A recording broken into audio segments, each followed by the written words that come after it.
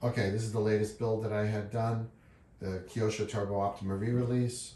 I just wanted to go over a few of the visual enhancements and um, performance enhancements as well.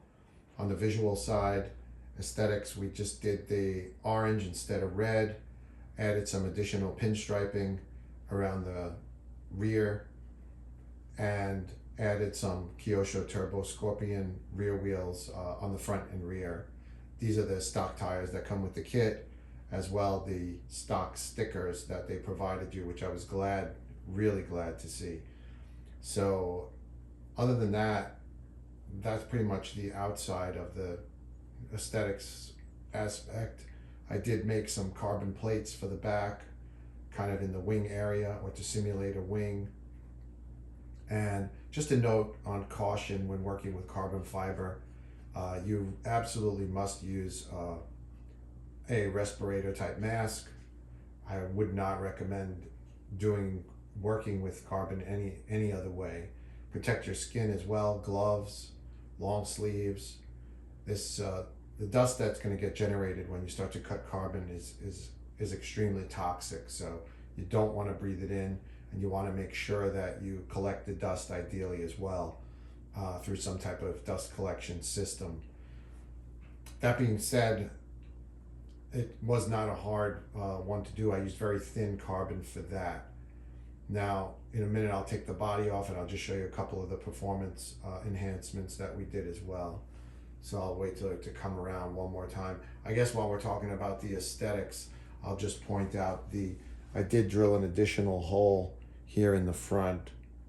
And if you look up some of the old advertisements for the Turbo Optima, you'll see, at least in one of them, I noticed there was 4 holes instead of 3 per side.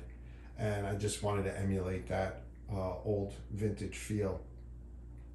So it was not difficult. They have an indentation there that you'll notice once you look at this kit, have it in front of you, or look at some other videos, you'll see.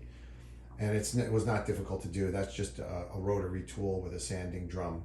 It's pretty self-explanatory once you see what the outline there for it is. So that's pretty much it. One more thing, I guess, aesthetically, we did use front and rear aluminum lower control arms. In my case, I did not order them polished or silver. Mine were gunmetal color, but there wasn't a great match for the front and rear. I believe the fronts were a little darker than the back. They were poorly machined, whereas the backs were almost perfectly machined. So there was a lot of work involved with that. Hopefully you'll be able to tell that we polished them up, took the anodizing off. As a matter of fact, for a lot of the aluminum parts on this kit, I took the anodizing off. It did start off life as a Turbo Optima re-release, which comes with tons of gold parts. And I just thought that maybe to give the eye a little bit of a rest, but maybe best not to have gold everywhere.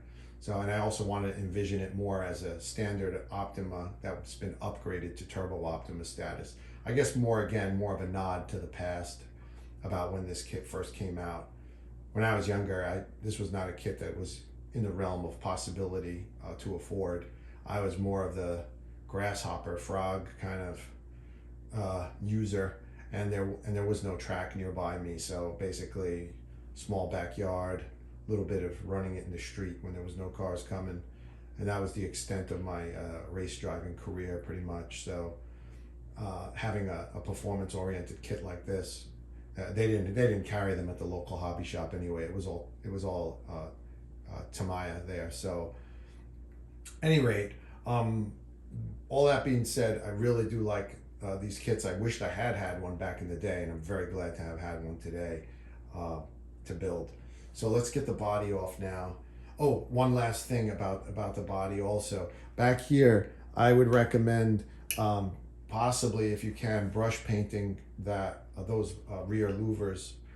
The kit supplied stickers are I just want to say it doesn't give you the best effect, because it doesn't complete the entire louver.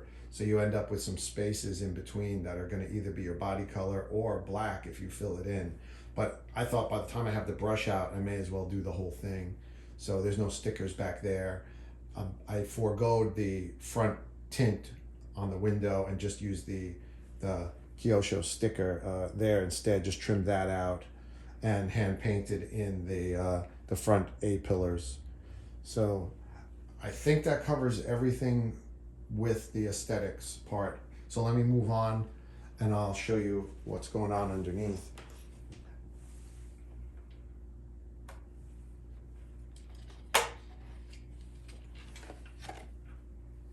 Okay, so underneath you're going to see we have this air direction flange, I want to say, or I don't really know what you call it. Maybe Venturi is the right word. Anyway, so beneath this piece we have the fan. Beneath that we made a hole. And then obviously beneath that we have the speed control. Now, all of that's possible if you move the driver forward.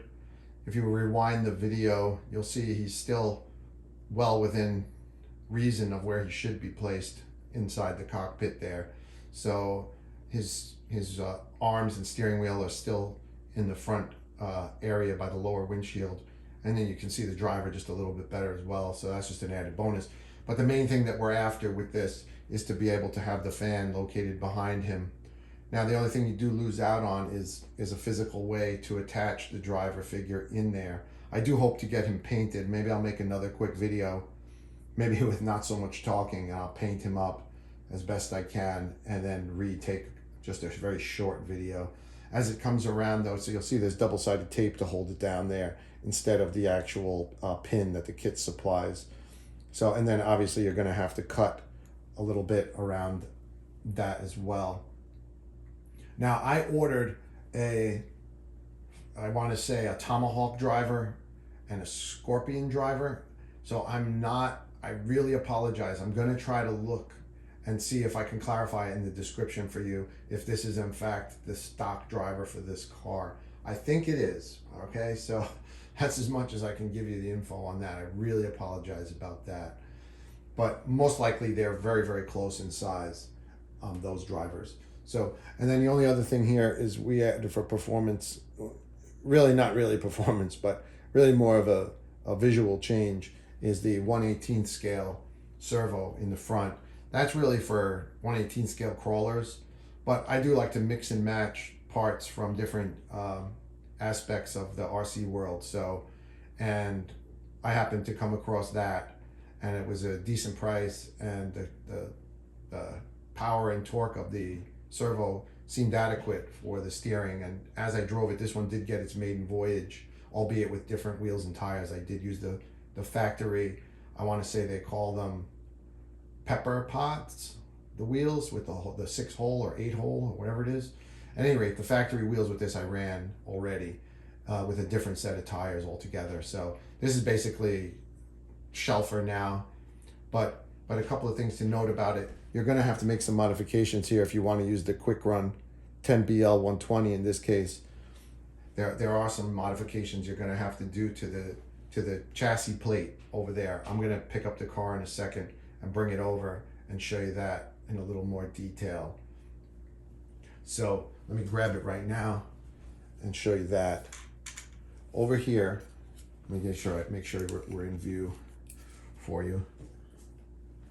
So over here, you're gonna have to trim, if I can get this, use my little stick, this part of the plate and this part of the plate is gonna have to be filed down. You're much better off to do that while you're building the kit. I did not realize that this wasn't gonna fit all that well under there, and it didn't have enough surface area unless you wanted to use double up the double-sided tape or use a thicker double-sided tape. And I didn't have anything thicker, and it didn't seem like it was going to be all that sturdy, all that securely mounted. So what I did was I filed this section down. Let me show it again. This section here down, and file this section down. And then you put a carbon plate underneath, right there.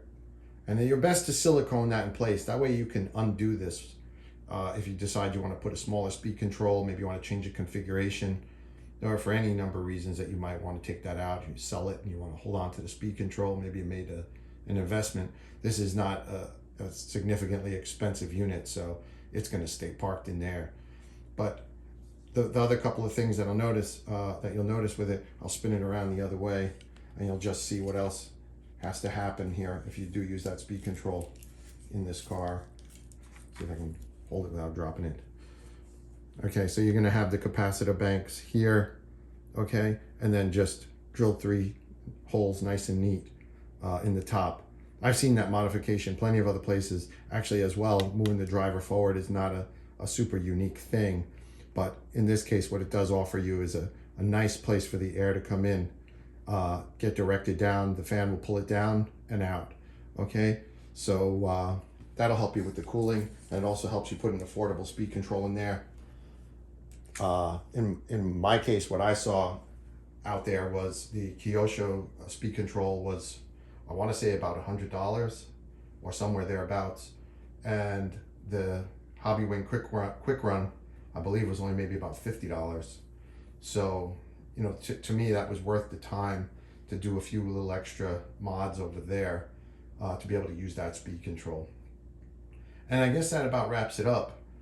I hope you enjoyed this video, and if you have any questions about anything you see here, if something wasn't clear, maybe I misspoke about something, feel free to reach out in the comments. I'll always try to answer back. Thank you so much.